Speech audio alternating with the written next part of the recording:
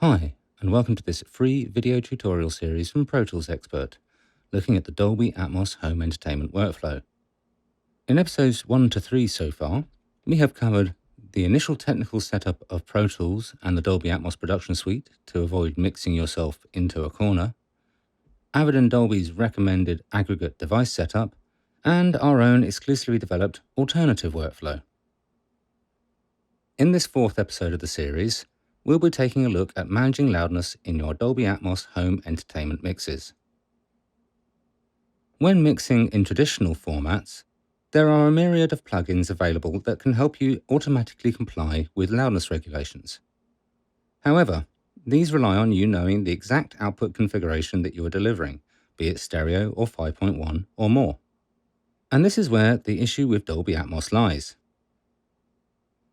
Firstly, if you're delivering in the single file format that is preferred by most international distributors, which automatically adapts its playback according to the capabilities of the playback device, then there's no offline process available to automatically gain loudness and true peak compliance.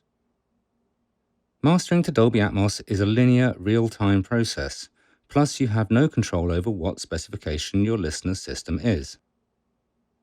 Looking at the various consumer devices available on the market, there are 17 possible loudspeaker configurations for playing back Dolby Atmos home entertainment mixes: 2.0, 2.1, binaural, 3.0, 3.1, 3.1.2, 5.0, 5.1, 5.1.2, 5.1.4, 7.0, 7.0.2, 7.1, 7.1.2, 7.1.4, 9.1.6, and even Ambix.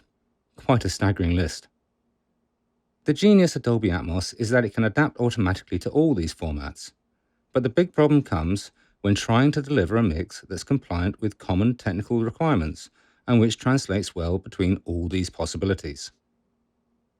If you're using our alternative workflow that we showed in episode 3 of this series, then your life is made much easier by being able to use a loudness measuring plugin such as Nugent's Viz-LM, which can give you a much clearer idea of where you are with loudness than Dolby's built-in loudness measurements in the Dolby Atmos production suite.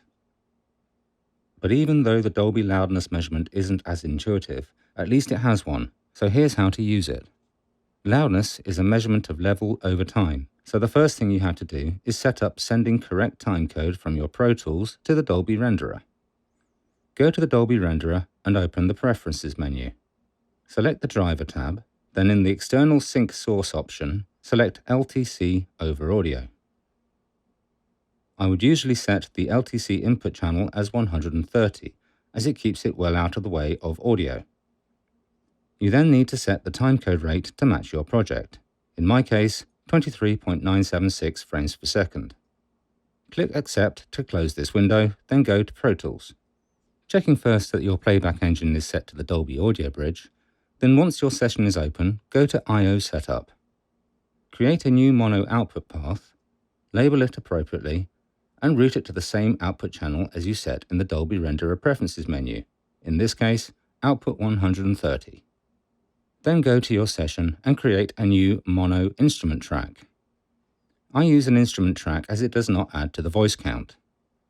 Route its output to the timecode output that you set up in the I/O setup. If you have the Dolby Atmos Production Suite version 3.4 or later installed, it comes with Dolby's own timecode generator plugin, which is more accurate than using MIDI timecode. Insert the Dolby LTC generator plugin on this instrument track. It's a very simple plugin with no controls, as it generates linear audio timecode sample accurately from the Pro Tools session. There are no timecode rate settings to set up. This is all taken from your session settings. Once it is set up, press play and you'll see that it is generating audio timecode and sending it out to the Dolby renderer. Going to the renderer, you have to enable it to follow incoming timecode. So go to the button to the left of the transport controls and enable it.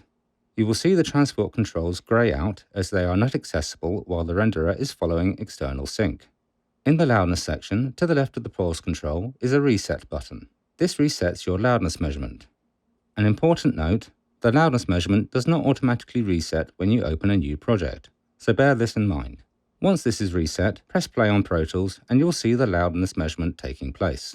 The Dolby loudness meter is giving you two sets of readings, one for the Atmos mix, which is meant to be a good representation of what a listener will be experiencing if they listen in multi-channel Atmos, and the other option is the loudness of the stereo or binaural, depending on what you have selected, fold down. Once you have mastered your mix, you can also do an offline loudness measurement, and then export the analysis.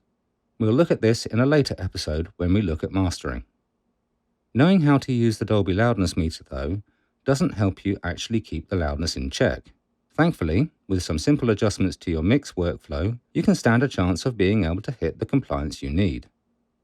What you need to look at is moving to a more inline way of working. This is my average dialogue channel strip layout.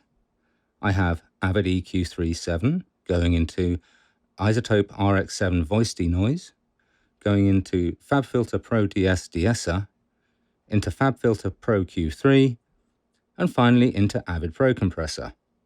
This is to address the background noise, sibilance, and dynamic range, all things that can really impact the loudness readings before the signal even leaves the fader and goes to the renderer, either through a bed or an object.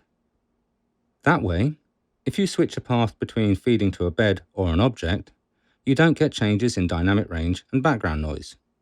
Then though, we have the issue of up to 128 channels being fed into a mix bus that adapts to the end user's setup. There isn't a lot we can do about that, but what we can do is keep an eye on the individual peak levels that all combine to sum through the renderer. To address this, I have master faders with Avid Pro Limited true peak limiters across every output that feeds to the renderer. The advantage of using master faders over aux inputs for your dynamics control is that they do not add to the voice usage or the amount of buses that you have, and are generally lower latency. It's important though to ensure that you have the same plugin configuration on every master fader to ensure consistency in processing time. I have them set at -6 dBFS for multi-channel outputs and -3 dBFS on mono outputs. This might seem very low, but bear in mind that once combined, the peak level all adds up.